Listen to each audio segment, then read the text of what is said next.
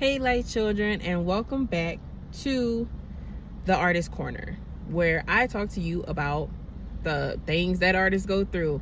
It is October 7th, and as I told you, I'm taking a hiatus for the month of October, but I still wanted to give content that was engaging for you guys to get to know me a little bit better while I'm in the process of healing in my own personal walk. So today I'm going to talk to you about something a lot of people don't see, and it's the financial side of being an artist. It is a big part of being an artist that we really don't talk about because nobody wants people to see them struggle. All right, like, let's be honest, let's keep it 100.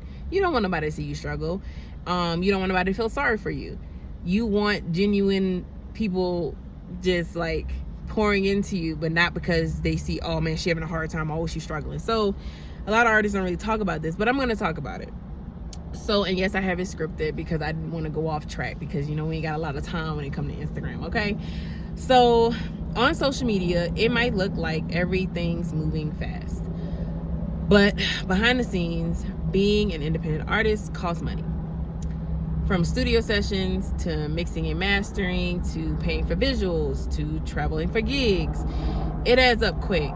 And truthfully, a lot of time we put more in than we get back. But that's part of the grind, like we do that. I want you to know that every stream, every share, every ticket purchase really makes a difference because it's not just numbers. It's support that keeps the dream alive. So I'm not saying this for y'all to be like, oh, I feel so bad for them and like I need to. No, I'm not saying that for that. I'm letting you know that this is the process for independent artists who aren't mainstream, who aren't with the 100K views and listens, who don't have the big numbers, who still have 3,000 followers, who some of them still have like 500 followers. Some people like ain't even in those numbers and are talented but don't get recognized because you don't have influence. Okay, keep that in mind because we're gonna come back around to that later on this month. So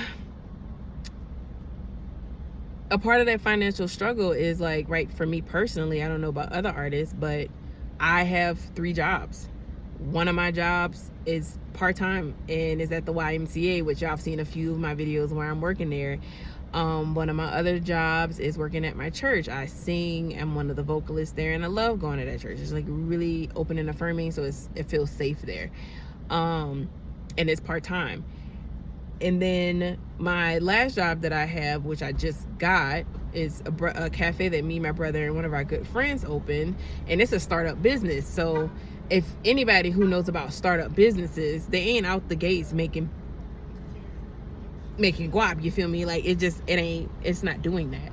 So I have gotten to places where it's been hard to make the music video. It's been hard to pay for the session. It's been hard to get the outfits, because I didn't even talk about that, like the wardrobes you got to wear at a shows, because the wardrobe got to hit the way it need to hit. The sound guy, if the venue don't have a sound guy, you might have to bring in your own sound guy. If you want live instruments, you got to pay each individual artist, instrumentalist, to come and perform with you. Like, the amount of financials that go out, a lot of the time the return is not financial. Sometimes the return is just the pure joy that you did it, and the fans, and oh man, it was a good show, your show was amazing. I'm like, thank you so much. You have no idea what went into that show, but I appreciate you so much for showing up for me, because I definitely need to know that it was worth the time, the blood, the sweat, and the tears. I remember we did Girls on the Block. Nobody in that show knew that my grandma had literally just passed maybe a week prior to the show. And internally, I was going through so much, but I didn't want to let nobody down. I still wanted to show up. I made sure that I sold my tickets. And I had family members who paid for my tickets because they couldn't make it out here to the show. So those tickets that were paid for, I was able to give off to somebody else. So when I say like financial costs for artists is a lot, it's a lot. especially when you're independent. I don't have a label backing me up. I don't have somebody I can call real quick and be like, hey, I'm trying to enter in this competition. It costs like this amount of money. Can you slide me that money? You know what I'm saying? Like, everybody ain't got those kind of connects. Some of us out here just beating our feet to the ground and getting it done. I can name off a few artists that's out here right now doing that every single day, grinding, working 2 or 3 jobs, working 5 jobs, hustling, doing other stuff to try to make their artistry work, because we care about the artistry.